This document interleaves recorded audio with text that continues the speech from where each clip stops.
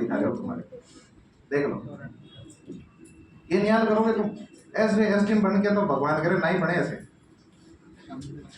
हाँ, जाके लोगों को दुखी करेगा, पैसे लेता फिरेगा, और कोई मेरे जैसा मिला तो कुट्टेगा और पकड़ के पैर निकाल देगा। लक्षण सीखो थोड़े ढंग के, संस्कार सबसे जरूरी है, इससे बढ़िया मत दिया करो।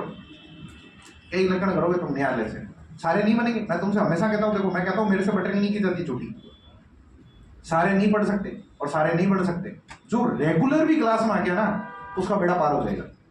दिक्कत ये है कि तुम देख लेना 2 साल के अंदर जब 730 दिन की बात आएगी, उसमें तुम कितने रेगुलर रहे।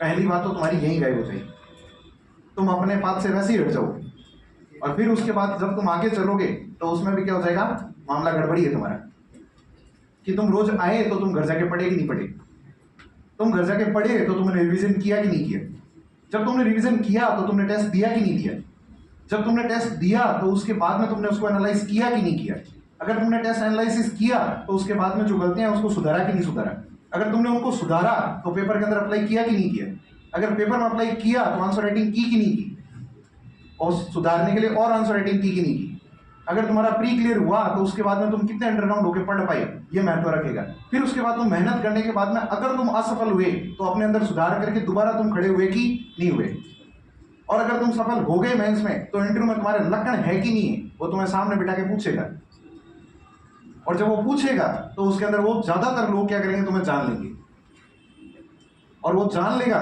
तो तुम्हें फेल कर देगा। और अगर तुम बन भी गए, मानो गलती से बन गए, सारी किस्मत तुम्हारे पक्ष में चल रही सब कुछ, तुम बन भी गए तो तुम जहां बन के जाओगे वहां कुटी जोगे, और वहां कुटी जोगे तो सब मेहनत करने के बाद मुंह काला करके लोग छोड़ेंगे।